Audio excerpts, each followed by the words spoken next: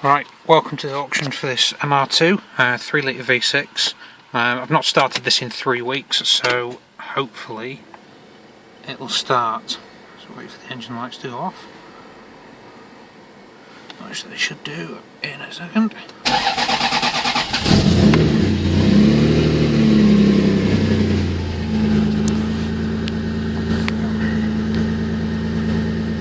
Started fresh from coal. Very nice sound.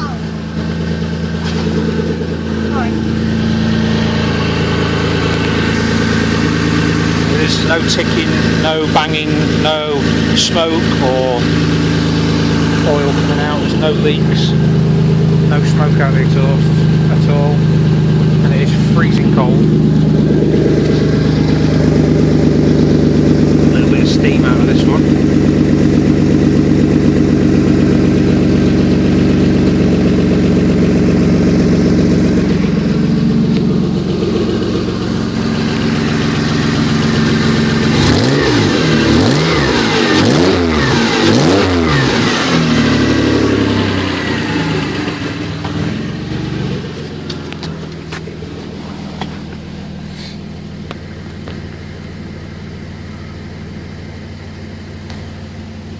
Obviously you've got the plasma dials, and they do switch between blue and green. I think they're actually on green at the minute, but they don't show up on video. The dial is behind the dashboard, so you can adjust the brightness and change the colour on those. It's done 160,000 miles, but the suspension, engine, gearbox, rear axle, wheels, brakes, tyres, radiator, seats, steering wheel, everything basically is brand new. The only things that haven't been changed is the doors, the bonnet, the front bumper, which I will include. I'll include a new front bumper, well not new but another front bumper, and you have the very rare, I've been told, sunroof guard. You can't really see it here, it's a shade for the sunroof. If I pull that down like so, it comes off, so you can see I've got a sunroof there and the shade here as well. Let's pull that back in. Okay, there we go, that's fitted back in. Everything works, all the window switches work. Common mr2 problem, this switch panel here is popped up a little bit. We've got the stereo doesn't come with the car, unfortunately. That's going in my new car, but you can fit double din stereo in here. The immobiliser is there. It needs a hole drilling through the panel and sinking into the panel, and it's just one of those touch fob immobilisers. The seats, well, it cost me 22 quid. They're not the original seats, they came out of an mr2 turbo. They're half leather, half Alcantara, and there's a slight rip on the driver's side. I'll show you in a minute. It's the stitching's come undone. I'll show you. It's just there. Let me turn this off a second so you can hear me. The stitching's come undone just here, which isn't a big issue really, it just needs restitching. Okay. The wheels that I've got on it, they're a staggered setup. They've got 8.5 by 17 on the front, rotor grid drift. I don't know if you can see them properly, it's quite dark here. They are brand spanking new, I'm still actually paying for them. There's no nicks or dings or curb marks on them at all. You've got Toyo Proxys T1R tyres on the front, plenty of life left in them, maybe 4mm left. They've been on the car 4 years actually, on 3 different sets of wheels, but they're still like brand new. The front brakes, they're Toyota Supra discs, can't really see them, I'll take some pictures, but the Toyota Supra twin turbo front discs with the standard mr2 caliper and a Wolf Cats bracket kit. Which brings the caliper out. The stopping on the car is absolutely amazing now. I've got the rest of the kit, so you can put RX-8 front discs on the rear and make the rear just as powerful. They're not fitted at the moment, but I do have them in there. in the front, it's basically standard in the front. You've got the HSD coilovers from Driftworks. Again, they're almost new. They are a little bit corroded, as you would expect running a car daily on the shock threads.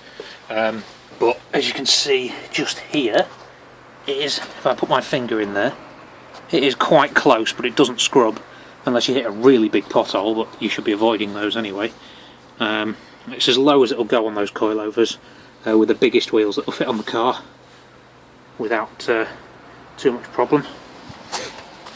We've got, I don't know if you can see them, we've got silicone hoses just inside here. Ignore that, it's dirt, it's not rust, it rubs off with your finger. So you've got silicone hoses in here, and they're connected to an aluminium radiator, which I can't actually show you at the moment unless you can see under here. There is an aluminium radiator in there. It's a racing radiator. The main drawback of this car at the moment, which I said I'll include a new front bumper, and I've got a carbon fibre splitter to go with the car as well, is this splitter. It was an AeroWare splitter. As you can see, it had a little accident with a speed bump and smashed it. It's not. All it'll do is unscrew from the bumper, take the bumper off, put the new bumper on, and fit the carbon fibre splitter that will come with it as well. There you go. I think the bulbs have gone in the fog lights as well, but I've never needed to use them. Right. So go down this side here. Again, fairly standard MR2 stuff. Okay. I've colour coded the side strips because they were silver and it looked gash. The rear wheels are, again, they're slightly wider than the fronts. You can see the dish on those there. Again, rotor grid drift 7x9. They've got locking wheel nuts, and I do include the key. Again, the rear brakes, there's brackets are included, I'll show you in a minute, to put the RX-8 rear brakes on.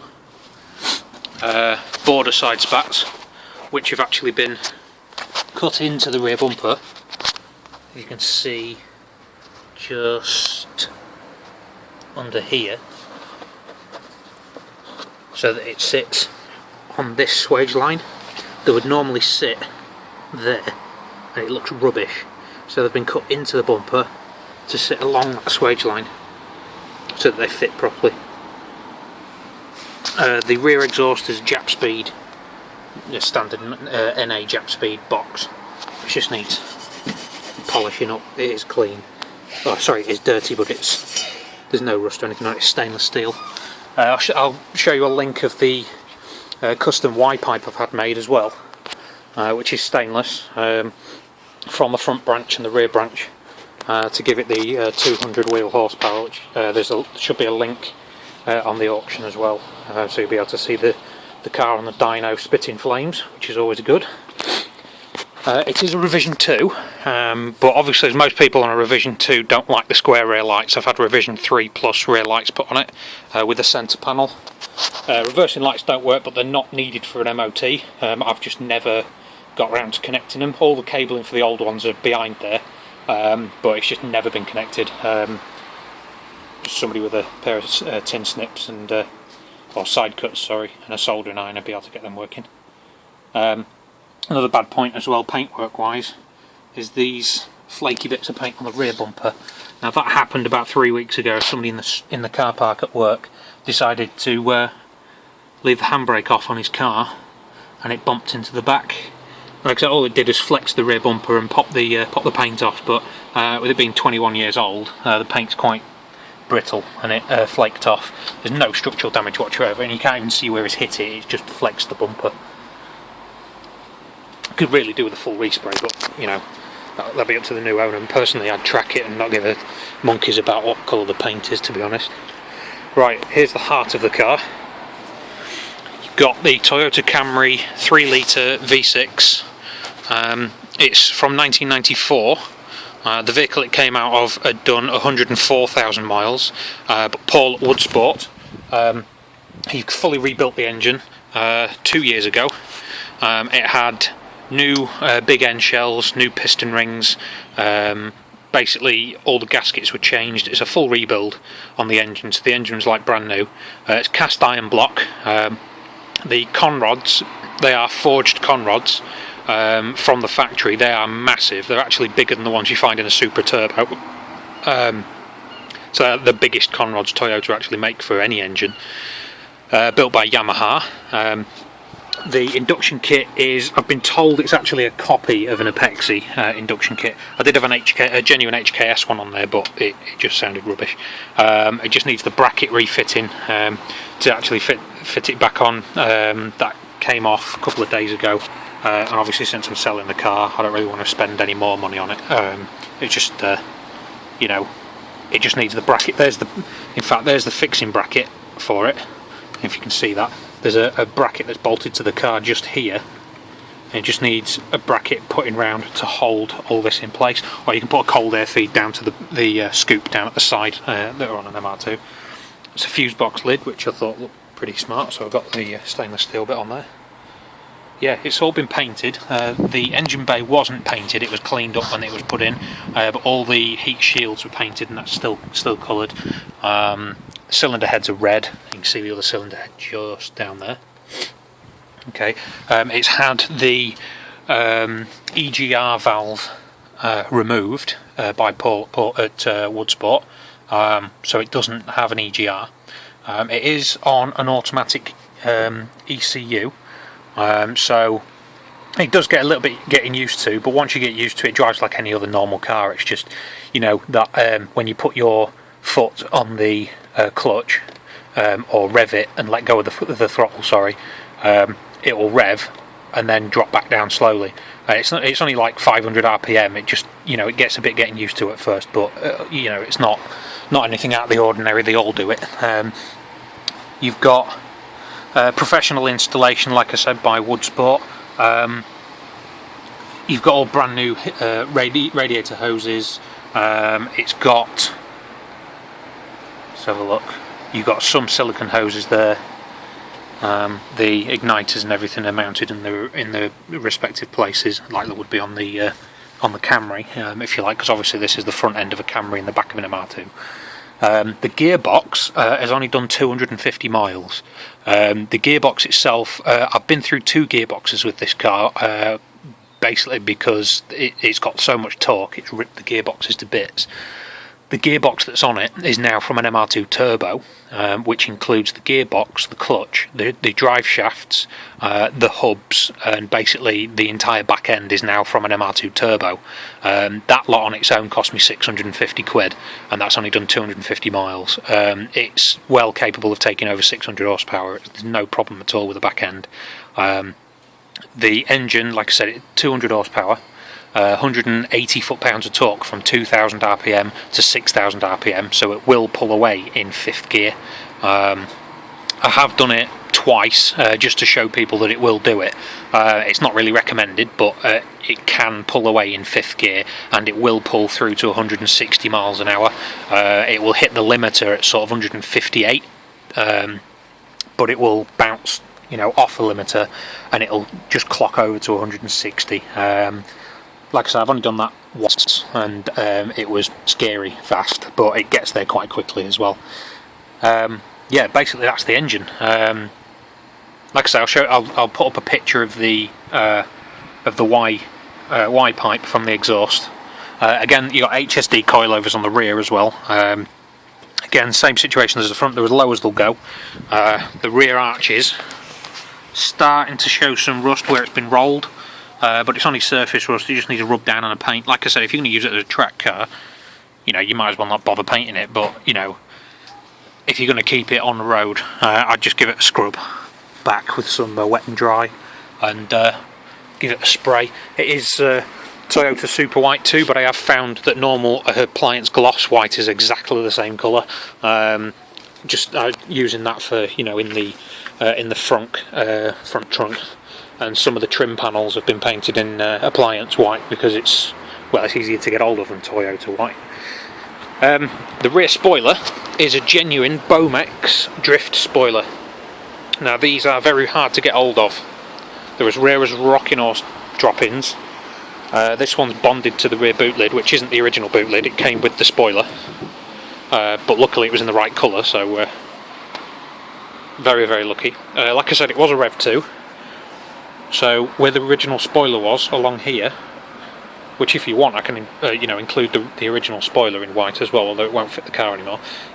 Along here there used to be the original spoiler. There was 1 hole, 2 holes, 3 holes, and there was actually an aerial hole just there. Sorry, just there. That's been filled and smoothed. Did that myself. Can't see it at all really. There's a shadow on there.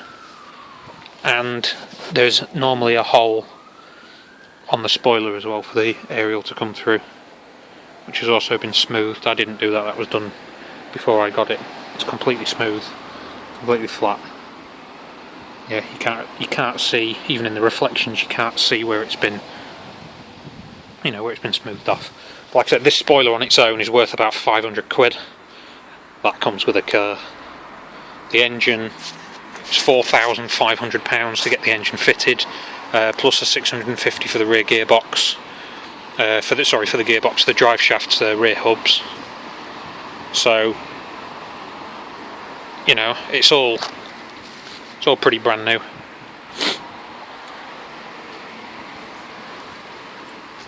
Like I say, it has done Crail a few times, the drag strip in Scotland, with the old gearbox.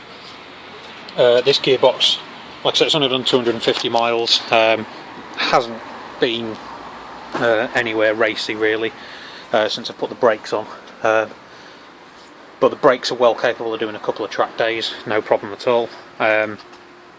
It's got limited slip differential as well, the rear gearbox, or I keep saying rear gearbox, the gearbox has got limited slip differential from the mr2 turbo, the Japanese import.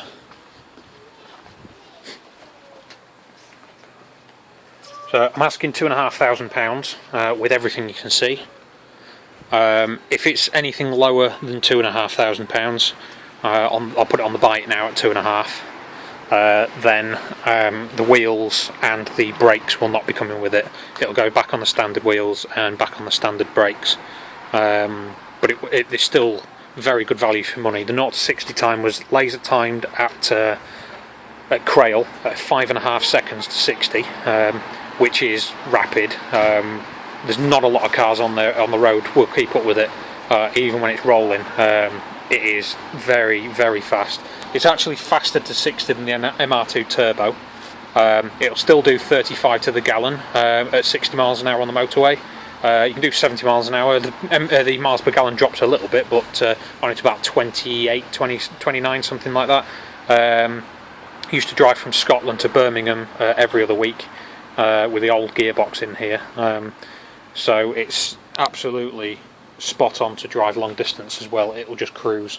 You can set, like I say, you can be driving around at 30 miles an hour in fifth, tickle the throttle, and you're instantly up to 60. Don't even need to change down if you're overtaking something. There's plenty of torque, and the noise from it, the sound from the exhaust is, well, you'll see in the video. The video doesn't do it justice really, but it is immense. The noise, it sounds a little bit like when you're inside, it sounds a little bit like a Porsche Flat 6.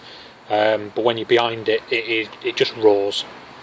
It's I did have a Mongoose exhaust, which is a little bit quieter, sounds a little bit more high pitched, but it's not for the faint-hearted. But it did pass the noise tests at where was it? Cadwell Park, no problem at all, and it's flown through its MOT. It comes with 10 months MOT. It was MOT'd at the end of, when was it? November, I think it was. It was MOT'd. The servicing's, like I say, because you can't really get it serviced anywhere because it's, well, unique. I've serviced it myself. All the suspension, brakes and everything like that have been done by me. Most of the bodywork has been done by me. I'm a technician, Royal Air Force technician by trade, so everything's been done properly. Yeah, it's not in 100% decent condition. It does drive. It has flown through its MOT with no problems whatsoever. All 4 tyres are virtually brand new. The brake pads and discs at the front are brand new. The suspensions, suspension and wheels I'm still paying for, so they're brand new. The engine has done literally about 25,000 miles, so that's brand new. You know, what more can you say? It's like I said, I would suggest, if you're gonna come and have a look at it, come down with day insurance, and we'll drive it up and down the street that I'm in. It's not a very big street, but I can drive it up the street and just show you how quick it goes, and the sound of it and the performance, you know, from a standstill. Actually, I do have one more thing. The front anti-roll bar drop links, because it's been dropped so far, the front anti-roll bar drop links needed to be adjustable ones, so I've had these made. Okay, one of them is actually on the driver's side because the old one snapped. You see, that's aluminium. The one on the passenger side is another adjustable one, but it's not of very good quality. This one's a much better quality. This will come with it as well. Basically needs shortening a little bit on the aluminium, about here and here along that line. Okay, and it will fit on and be equal with the other side. I don't know what else to tell you really. It comes with Richbook steering wheel and the horn does work. So all that's plumbed in and working. Yeah, the brackets for the brakes, I'll show you these as well. Again, not very good light in here, but these are professionally made brake brackets from a company in the States called Wolfcats. You can see that it's all CNC machined, nicely threaded there. So these are the rear brackets. Again, there's the same sort of brackets on the front at the moment. These ones again are included. You'll just need RX8 front brakes for the rear of this car, and the braking will be, you know, beyond what modern standards are. It is ridiculously quick at stopping now. You can still modulate the brakes quite well, but they are very powerful. There's the locking wheel nut key, so you get that as well. This is my last trip to Crail, which is upside down. Where is it? There we go. I don't know if you can see that really. Come on, focus. MR2 V6. Yeah, it's really bad light. Let's get some light on it. There you go. MR2 V6. Quarter mile. This is in the wet. 16, 15, 15, 15, 15, 14.8. That was with the old gearbox without an LSD and without this exhaust on. It's now got an extra 35 horsepower, a limited slip differential, and a much stronger exhaust pipe. Much stronger gearbox, sorry. So you'd be looking at low 14s, high 13s for this car, and that was at 95 miles an hour. In a quarter mile, that's pretty quick. In fact, when was the date of that? The date is 4th of March last year. So since the 4th of March last year, it's had new exhaust, new gearbox, new clutch. It's had, I mean, the throw on the gearbox as well. Show you this.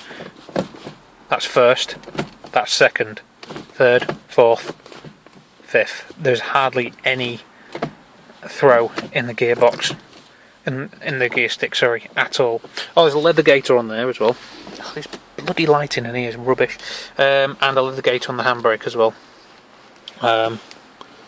Yeah. So that's it. 1992 3 litre V6 MR2 in white.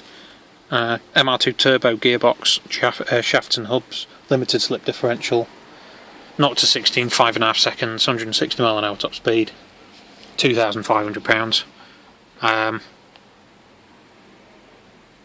Yeah, happy bidding.